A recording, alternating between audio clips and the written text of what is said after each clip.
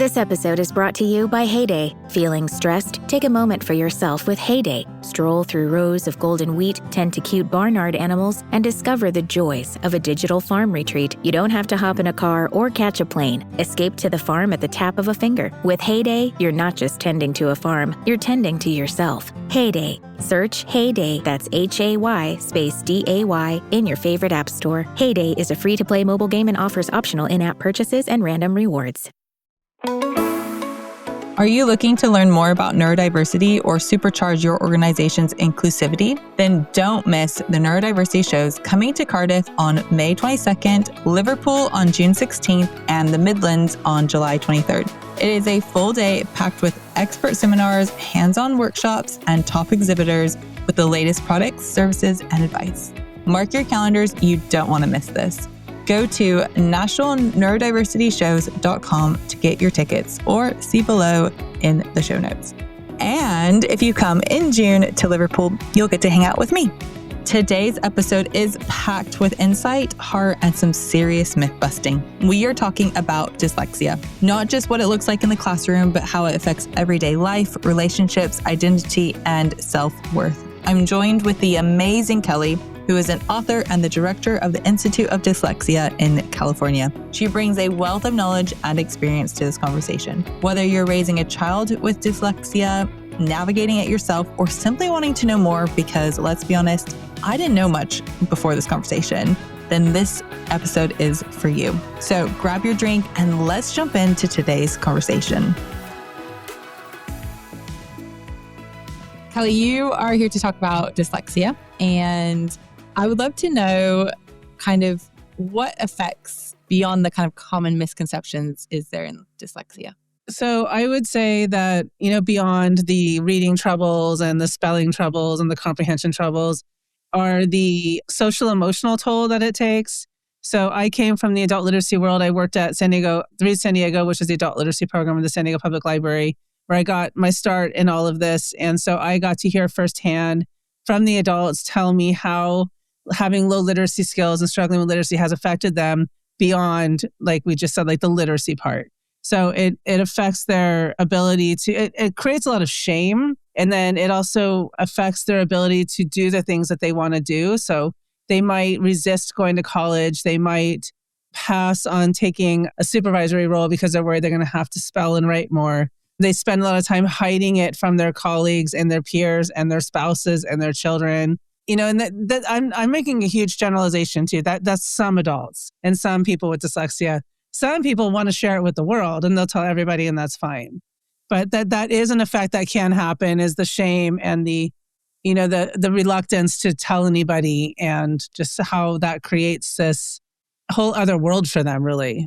As part of kind of feeling shameful and not wanting others to know, how can someone support someone who maybe is feeling that? So maybe they disclose to them that they have dyslexia, but they don't want it to be a big thing. How could someone support someone else in that? That is such a good question. So if we're talking about a parent and a child relationship, I try not to give too much parenting advice, but I would really just say, really, let them know that it's not their fault, and make sure that they understand the underpinnings of what dyslexia is, and that it's just something that they're born with. Maybe try to find somebody else in the family who has it and connect them with that person if that's a good role model for them, or find somebody out in the community that they can relate to. And then I would definitely foster what they're good at. So I always tell this one story. I have a son who's 15, doesn't have dyslexia, but obviously he's in public school. So obviously, I can see people he goes to school with. I always say I could see the writing on the wall, because I would go to kindergarten, first grade, back to school nights or open house nights, and they would have the writing, they put all the stories on the wall. And I would be going across going, oh yeah, he's at risk, she's at risk. And so just, making sure they know that there's a reason for all of that. It's not their fault. And then telling them as soon as possible, telling them in a developmentally appropriate way. So if right off the bat, in first, second, third grade that they have dyslexia, tell them they have dyslexia. Because when you ask an adult if they wish somebody had told them, they all say, yes, I wish somebody would have told me. Obviously, like I said, you do it in a developmentally appropriate way. So support them that way. because my son plays a lot of sports. And so I would see kids who I knew had dyslexia because maybe their parents had reached out to me privately. And I would see them out on the baseball field, and they were the best kid on the baseball field. They were the best athlete out there. So, I mean, support them wholeheartedly in those efforts so that they have that place to shine, because they need that place to shine. So I say that because I have had parents who said, well, I'm going to take them out of the sport so we can do private tutoring. And I was like, I don't advise that. I think if they enjoy sports and that's what they're good at, it's going to look like a punishment.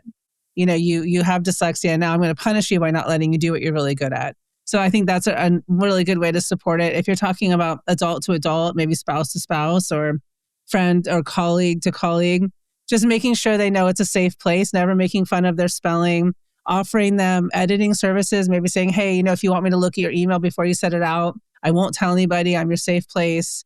Or, you know, sharing that you yourself have dyslexia with that other person that has dyslexia. Some good ways to support people. So I know very little about dyslexia. I read your book. Okay. So I read your book, and that's about it. So some of these questions you might think, what is she asking? It's because I don't know. So I apologize if I of course. But a statistic that I did read, I don't know if it's in your book or if it was somewhere else, is like, it's actually dyslexia is a lot more common than people think. Is that what you're finding? Yeah. So I would say the general consensus is that up to 15% of the general population has dyslexia. But having said that, we have to be really careful because dyslexia occurs on a continuum of mild, moderate, severe to profound. So, you know, just because someone has dyslexia, you don't know what it's going to look like in that person because it will look different from person to person. You can have someone who has it really mildly and they struggle with fluency, maybe a little bit of spelling. And then someone who has it really profoundly where they're having really a lot of trouble even reading one syllable words and spelling anything at all. So, and everything in between. So it definitely, there is, you know, this rhetoric of 1 in 5, 20%, because it's tight. I bring it down to one. I think the recent research in the agreement, I think, is about up to 15%, which is a lot of people. Yeah, that's a lot. Yeah. And it's really important to think about how there are different levels, because I think it's very easy for all of us to just go, oh, they don't. I remember someone saying to me once about someone else who's just like, well, they don't mess up their B's and D's. And that's something that stuck with me of like, oh, they can't be dyslexic if they don't mess up their B's and D's. When in reality, that's not true. And that level, like you said, of there are some people who have it at a lower level. And yeah, that's part of it. It's all part of it. And reversals is not a huge part of dyslexia. So I know that's what a lot of people hang on to out in the general public, but not everybody with dyslexia does reversals. Some do, but it's just one small part of a big list of symptoms. What would you say, and I know this is a very generalized question, but what would you say are the top 5 symptoms, or like you said earlier, the writing on the wall that you can see in children or adults who are dyslexic? It's definitely phonological awareness, phonemic awareness, spelling, reading comprehension, and I think those are the main 4. So when you have somebody who's really young, they're maybe kindergarten, first grade, you can give them a phonemic awareness task, and that's where you're asking them to manipulate the language verbally without putting any graphemes in the mixture. And then you can also take that up a level and do phonological awareness, where you can start adding the letters, the graphemes to the phonemes, and you can start seeing your symptoms early, very, very early on. Because if you do phonemic awareness activities with somebody in their native change and then they're having trouble with it in their native language, that is a red flag for somebody with dyslexia. But it can go all the way up to somebody who, you can have someone with dyslexia who reads something perfectly, but can't tell you what they read. And then somebody who reads something it's very difficult for them to read it and then tell you everything they read. So that's why, you know, when it comes down to symptoms and what it looks like, you really have to do a good evaluation. Yeah, it's very individual. And that's interesting what you said about it being in their native language. I think that's something, as you said that, I just thought, oh, that's so important, because there are people who English is not their native language, or, you know, whatever country they're in, but it may not be their native language. So they might be struggling, not because they're dyslexic, but because it's just not their native language. And it could be the other way around. They could be struggling because they do have dyslexia. That's why dyslexia has to have, you know, it has to have a comprehensive assessment. Yeah. And is it, I don't want to say, is it easy to diagnose? Because I don't think it is, but is it something that people can pick up on quite quickly? I guess like you mentioned kind of, even when they're 5 or 6, as they kind of start to read, there's flags that can be seen. When they're really young, I think it's easier to pick up on the ones that are going to be more severe. And so if somebody is a little bit on the moderate to mild side, it's usually harder to pick up on it early, and you start to pick up on it when they're about fourth or fifth or sixth grade. But then if you throw in the twice exceptional, so if you have the students who are gifted and they have dyslexia, they tend to mask it a little bit longer as well. So, it just depends on where they are on the spectrum, how good the person is who's doing the evaluation, whether or not maybe their parents have already picked up on it and they're getting really good outside services so the school isn't seeing it. I mean, there's a lot of factors to look at or factor in. And what kind of outside services are there for dyslexic, both children and adults? That really depends on your income bracket. So, I mean, anybody can go out and get really, really good outside intervention. And, you can pretty much do that online now. So people can get intervention on Zoom if you have the resources. If you don't have the resources, it's really hard. I think outside tutoring, specialization in dyslexia is pretty expensive. Schools will offer it, but to what degree is it appropriate or done with fidelity varies wildly. And then for adults, unfortunately, which is my passionate group of people, there's very, very little for them. So if they can afford outside tutoring, that's the best way to go. Otherwise, there's library programs like the one I worked at, which was amazing. But what we did was we used volunteer tutors to teach the students. And I used to train the volunteer tutors, and they're an amazing group of people. But I used to always say we have the least trained teaching the hardest to teach. And so that's the problem with adult literacy is we don't have a lot out there for them. And I think that creates more isolation for them because there's really no place for them to go. Yeah, that's really interesting to think about volunteers being trained to then teach that. It's cool and amazing that they would want to do that, but at the same time, yes. Like you said, probably so difficult. It's difficult for them. It's difficult for the students. And if you think, when you're a student and then you know that you're struggling and you're probably pretty smart and the person that's working with you doesn't really know what they're doing. So then, we talk about the rate of persistence in adult literacy programs. It's kind of low. The students drop out a lot for many different reasons, but could one of those reasons be that they know the person teaching them doesn't really know what they're doing? It could be just another person in a long line of people that didn't know how to help them. So what sort of systems, or I don't know if there's apps, is there anything out there that can also help? I'm thinking more adults at this point, but is there other things out there that could help as well? I hate to just say no, because I don't want to be like, there's no hope. I don't know about apps, but I would say that if an adult is interested, maybe go and look for your local library program. I would say if they're interested in a specific approach, I would advise adults to look into structured word inquiry. I think that's the best route for an adult to go. I don't know how they would access that type of intervention without hiring a private tutor, but I don't have a good answer because there's just not a lot out there for them. I always say when I do these things, because someone always says, well, you should start something. I don't have time to start anything. I can barely return an email.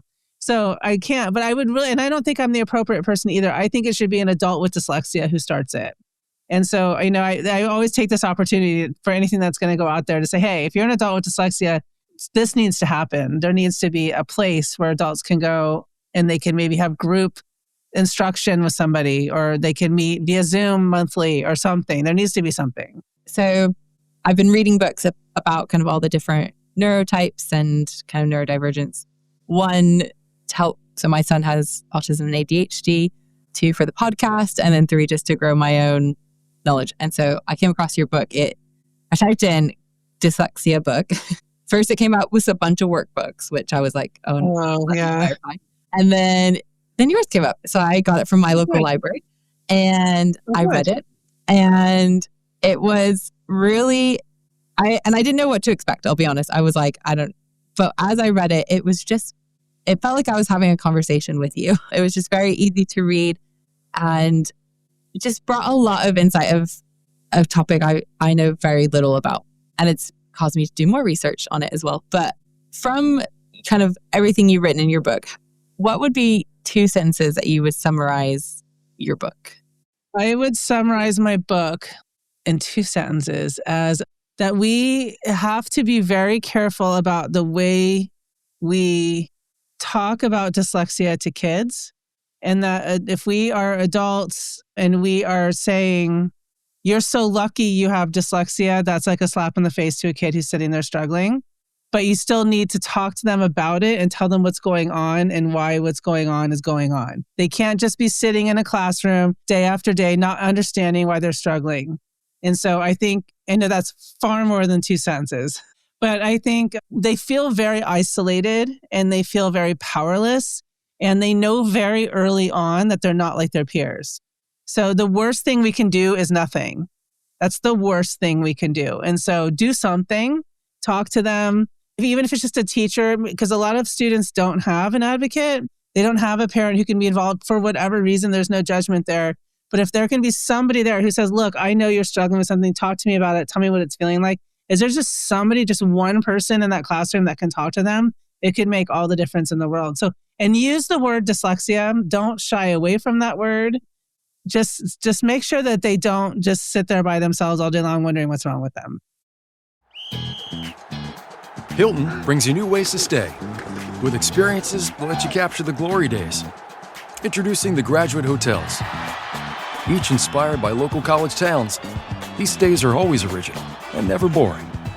Get in touch with traditions all across the country and enjoy a stay that's a class above the rest. Book at Graduate Hotels with Hilton Honors Points at Hilton.com. It's a win-win. Hilton, for the stay. It's almost Mother's Day, and you can now get anything you need delivered with Uber Eats. Well, almost anything. So no, you can't order a relaxing shower, but some beautiful flowers, you bet we deliver those. A bird bath? No. A bath bomb? Absolutely. It's no to a chocolate lab, but yes to some chocolate truffles. So whether it's a last-minute gift for Mother's Day, fresh groceries, or food from your favorite restaurants, get it delivered today with Uber Eats. Order now. Product availability varies by region. See app for details. Yeah, that's really good. And like we've talked about before, but like the idea of using the appropriate language, like, but not shying away from the big words, like you said, dyslexia or other. I mean, they know something's wrong. I mean, when I asked every single student, I'm like, do you want a label? Is a label, what do you think about a label? And they all say a label is freeing to me. It's liberating. So I always say the label is liberating. They needed to know that something was wrong. I mean, if something was going on with me and somebody told me what it was, it makes me feel a lot better because now I know what to do. And like you just said, like you just reiterated, it needs to be in a developmentally appropriate way, obviously. And please don't forget about the middle school, high school kids. They really need to know what's going on because that's when the social emotional stuff really takes effect. Yeah, I had a conversation with a parent whose son now is at college or university. And it was really interesting to hear her, like you said, the middle school, high school was actually, it was like the younger years were really hard for her and trying to understand and advocate for her son. But then it was like the middle school, high school years that were hard for him. Like, I'm not saying it wasn't hard for him earlier, but it's just the idea that like it's different. He was all of a sudden the one that was having to advocate for himself. Not that she just stopped, but it was just he's growing and understanding. And as a parent of a 10th grader, high school teachers don't really like it when the parent emails. And I get it, so they do have to be their own advocate, but not everyone's good at that. Yeah. You mentioned as well labels, which made me think of something that I've been thinking about and just how everyone's labeled no matter what, right? Like thinking about my son and our experience with his nursery or kind of preschool, and they labeled him like a naughty child, a problem child, disruptive, all these things that were really negative. And then we got a diagnosis and we were no longer in the nursery, but it was like, he didn't change, but the label did, if that makes sense. So all of a sudden he was a creative thinker and fascinating. Like all these things that I'm just like, he didn't change, and so like, it's like, so very weird. We label everything no matter what. It's just how we see it. The lens, kind of can shift. And how can the lens shift for someone who maybe, like you said, didn't know they were dyslexic and then get that diagnosis? How can they kind of shift their view of? So it definitely changes things a couple of different ways. I really love the story you just shared. That was really interesting. I've never heard anybody describe it that way. But a couple of things, and for someone with dyslexia, it's if they find out, I have dyslexia, it's not my fault, it's how my brain is structured, and I don't learn the same way everyone else does, or I don't learn it as easily, I need this new instruction. All of a sudden, they're not stupid. And they're not labeling themselves as stupid and unmotivated, and how come I'm the only one at my table here who doesn't understand all of this. And then the second way it changes things is it allows their advocate, their parent, whoever it is, to start advocating for them to make sure they have the appropriate services because now they have the label. Having said that, you can't, you don't use the word dyslexia in the school system, but it is, a qualifying condition under specific learning disabilities. So it does add to the ability for advocates to be able to advocate for people once you have that word. But really, it takes the pressure off the student, like I already said, and then also takes the pressure off the parent thinking they might have done something wrong. What did I do wrong? Especially, I have an only child, so I don't know what I'm doing. I have nothing to compare it to. So I'm like, if you're a parent, it's your first child, you don't know what's normal and what's not normal. I ask people that every day. I'm like, is it normal? My son's doing this. Is that normal? I don't know. But, and now if you have dyslexia, okay, no, this is, I don't want to say it's not normal, but this is something we need to address. And this is what's causing the problem, I should say. Yeah, our son who, is ADHD autistic, he's our first. And I look at our second son, who is the complete opposite in every way. And I think I even ask him, I'm like, is he normal? Is it and we've just been through potty training with our youngest. And I said to someone, I was like, I don't actually know how to do this. And they're like, but you've done it already. And I'm like, yeah, with a child who literally woke up one day and said, I don't want nappies anymore. And literally that was it. And he has been dry both day and night since that day. Wow. Lucky you. I consider, yes, I will take all of that. Because I was like, okay, thinking, we'd have accents. And nope, he was, whereas our second, I'm like, how do I do that? Okay. This is a whole new experience. So from what I understand, and please correct me if I'm wrong, dyslexia can also partner with other kind of neurodivergent types. Is that easier to diagnose or is that harder to diagnose because they're kind of partnered sometimes with other? I would say the most common is probably dysgraphia for sure. And probably ADHD, ADD. But I don't know if it's more complicated. I think executive function is a huge one. I definitely think in order to get all of those, you do have to make sure you have a really good psychologist. So that's not really something a school psychologist, I don't want to say that. There are some wonderful school psychologists out there. But, I think it's all complicated. I think you have to have somebody that just understands it so well that they can see all the comorbid conditions and then kind of see, like the ADHD, ADD versus dyslexia, what is it, the chicken or the egg? Which one came first? So a lot of times people are like, oh, it's the ADD. I'm like, they won't pay attention. That's why they can't read. I'm like, wait. I've never met anyone who didn't want to read or who's trying not to read. So I'm like, that doesn't even make sense. So, were they having these attention issues before they went to school or started to learn to read? Or was it after they had to sit down and start reading and spelling? So I think it's all very complicated, but people can do it. Absolutely. Yeah. Can you just briefly describe what is dysgraphia? Dysgraphia is a difficulty with writing. So it's difficulty with the physical writing process. So getting your thoughts through your brain and through your hand into the pencil, onto the paper.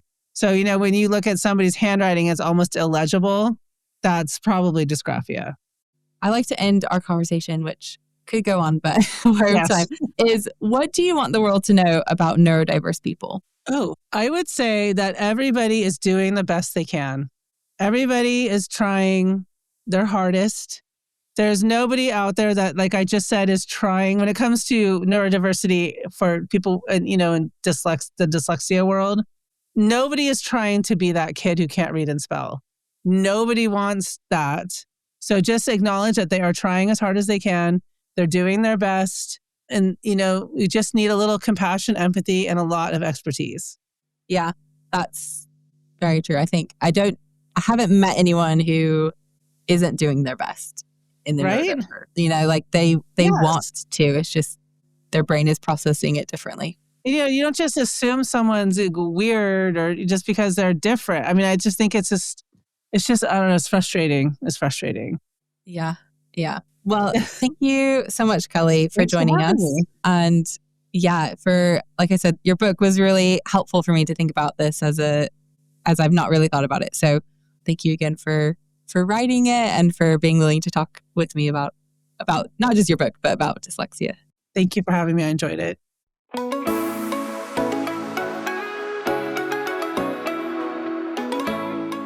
Did you know interoception, the ability to sense internal body cues, can be impaired in neurodivergent individuals, leading to difficulty recognizing hunger, thirst, or pain? Interoception is the body's ability to recognize internal signals, such as hunger, thirst, or the need to use the restroom. Some neurodivergent individuals have trouble interpreting these signs, which means that they go hours without realizing they haven't eaten or may not notice that they're overheating until they feel sick. This can lead to challenges in self-care, requiring external reminders, or just needing some help to maintain overall well-being. Hey, make sure you are following the show in your favorite podcast app so you don't miss out on any future episodes. When you hit the follow, each week the episode will show up straight into your podcasting feed. Plus, any bonus episodes that come out will be there too.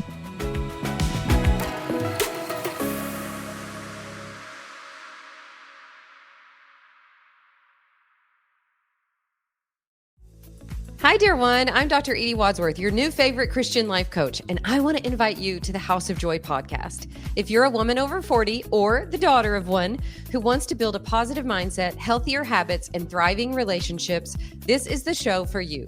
We talk about personal growth, faith, resilience, and creating a life you're obsessed with. So if you're tired of feeling stuck and ready to step into more joy and purpose, come join us. Listen now wherever you get your podcast. Are you hungry for guidance about mindset, relationships, health, finances, career decisions, and dealing with your past? I'm Trey Tucker, licensed therapist and speaker and host of Rugged, a podcast where I help young men and women navigate life's challenges and find solutions to help them live lives of service and meaning. In this podcast, you'll learn mindset strategies to harness your thoughts and emotions in ways that help you achieve your goals. I bring a blend of straight talk and empathy, and I'm open to addressing any topic and treating it and the people connected to it with respect and curiosity. Come join us. We have a space for you. Search for Rugged with Trey Tucker wherever you listen to podcasts, and make sure to hit the follow button so new weekly episodes will be delivered straight to your personal podcast feed. My hope is that this podcast will leave you feeling encouraged and empowered to take charge of your life and close the gap between who you are and who you want to be.